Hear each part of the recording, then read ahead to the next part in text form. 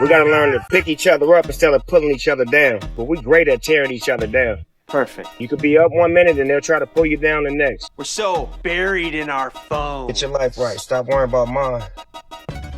So yeah, you've probably seen how our good old Uncle Snoop, Grandpa Snoop, has been getting eviscerated online for performing at Donald Trump's inauguration last week. Or more precisely, performing at one of the little side parties that Trump didn't even go to, where he performed for a banquet hall full of crypto dorks and finance boomers who I'm pretty sure didn't even know any of his songs.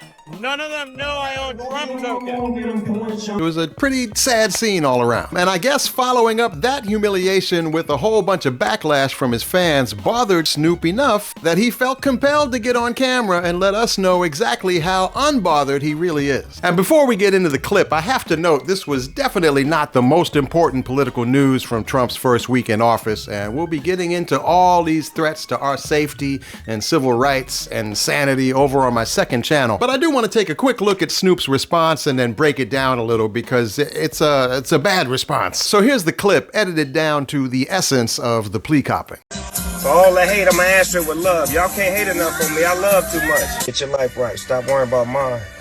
I'm cool. I'm together. Still a black man. Still 100% black. We gotta learn to pick each other up instead of pulling each other down. That's what we great at as black people. We great at tearing each other down. But I'm a strong black man. I'm cut from a different cloth. Can't tear me down. I'm one of God's child.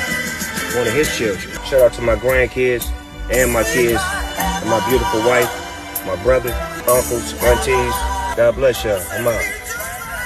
Heaven. As you can see, Snoop hit pretty much every square on the celebrity plea copping bingo card here. It's pretty impressive work. He hit the "my critics are all haters" who are trying to bring the black man down. He brought all his family into it for no reason. And of course, he closed it out by reminding us how much he believes in God, which is the go-to finishing move for celebrities who think their fan base is easily manipulated. But what's really interesting to me here is how Snoop doesn't seem to have any smoke for the person who's clearly his biggest hater of all on this topic. So ain't nobody gonna perform for Donald Trump, huh? Which one of you jigaboo ass gonna be the first one to do it? I'm waiting. I'm gonna roast the fuck out one of you Uncle Tom ass niggas for doing it. I'll be the one that performs for himself. Snoop, are you just gonna let that man talk this greasy about you? I know you saw that. And yes, before you say it, I do know there's a reason that Snoop got replaced by this Snoop in the MCU timeline. So let's dig into that part and really break it down. So the reason Snoop changed his tune about Trump is that Trump commuted the sentence of Snoop's friend Michael Harry O. Harris, a co-founder at Death Row Records who put up a bunch of money to help Suge start the label, and who had been locked up for 33 years on drug trafficking charges. And after he got out, Harry O., not surprisingly, became a very vocal supporter of Donald Trump and even spoke at Trump's big MSG rally right before the election. If it wasn't for Donald Trump, I wouldn't be standing here today. God spoke to his heart. And look, it makes sense that Harry O. would feel grateful to Trump. I can't really be mad at that. And you might want to make a case that this makes Snoop justified as well, that this is basically just him using his leverage for a public service. But if you're getting ready to make that case, I'm going to have to stop you because I'm sorry, it doesn't hold up. The reality is Trump's pardon for Harry O. was part of a long-running, calculated strategy by the Trump team that a friend of mine calls Payola pardons, where Trump's people connect with rappers who have some kind of legal trouble and dangle the possibility of a pardon in exchange for that rapper kissing the ring and endorsing Trump. One of the people who brokers these deals is a lawyer named Bradford Cohen, who's a longtime ally of Donald Trump and has been on his legal team and has also represented a lot of rappers, including Kodak Black and Lil Wayne, who both got pardons from Trump. And if you go to Bradford Cohen's Instagram page, speaking as carefully as I can about this very lawyerly lawyer, last week he posted about Boosie basically coming out and begging Trump for a pardon, and he said, he originally stated Kamala or Trump, whoever wins, I should get a pardon. He didn't support Trump at all, probably because he was nervous he'd lose. Now he asks to be pardoned by the guy he didn't support?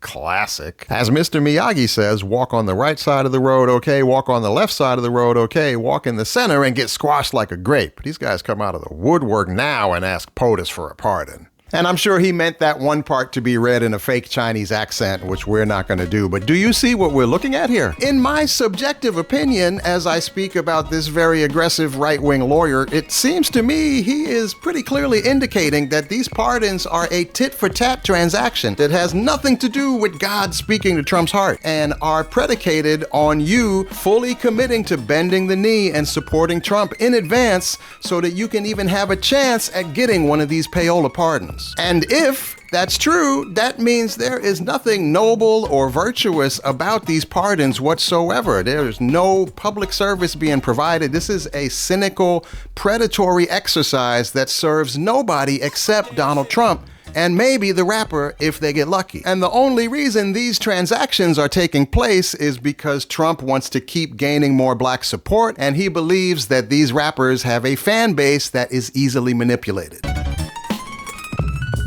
And that part right there is why, even though this is clearly not the most important thing going on right now, I do think there's a useful lesson here. Because every player in this story, even as they each try to run game on each other, are all running different versions of the same game on us, based on one of the basic rules of showbiz and celebrity that's also more true than ever nowadays for politics. Because Snoop is only acting this way because of how we have shown him for decades that we will let him slide on almost anything because we're just too attached to all his charm and charisma. I don't know if people remembered how misogynistic he used to be, but Snoop would be coming up to awards shows, walking women on leashes. He used to take things way out there, and yet we have pretty much all just let him transition into being Martha Stewart's buddy at the Olympics without batting an eye because he's just got that charm that makes us want to like him. And using your likability to act with impunity has always been one of the basic mechanics of celebrity. But in this media age where politicians are also more and more just like another type of influencer, politicians are also more than ever succeeding or failing just based on how well they lock you into a parasocial relationship with the character that they're playing. And when they sell that persona well enough to the point where you feel like a victory for them is a victory for you, and if someone hates on them, they're really hating on you. Once they've really got you locked in like that, no matter how much they lie or contradict themselves or act against your interests, their fan base is just going to keep finding ways to rationalize it all away, just like they would for Tory Lanez or David Dobrik or any of these other influencer sociopaths, because they're just so locked in on their parasocial fave. It's basically like we've entered the stan culture era of politics, and this is not totally unique to Trump and the right wing either, because I remember seeing quite a few of you calling Joe Biden your Uncle Joe, even though he is clearly nobody's uncle over here. This is a tendency we're all somewhat susceptible to. And that's why I've been glad to see that in this instance, in this convergence of hip-hop and politics, Snoop has not been able to completely slide on this bullshit. It's a small thing, but I'm happy that Snoop got enough backlash that he felt the need to get on camera and cop these pleas about it. Because with Trump and his billionaire dork regime setting up to roll back all these rights and protections while at the same time robbing us blind, and almost everyone else in the game looking either too shook or too complicit to really do anything about it, it's more important than ever right now that we figure out how to somehow get these stan culture instincts out of our politics and really, for real, hold these people to a standard. And that means learning the lesson that Snoop's been teaching us here, that likability does not correlate with integrity. And just because you're good at playing a character does not mean you have character.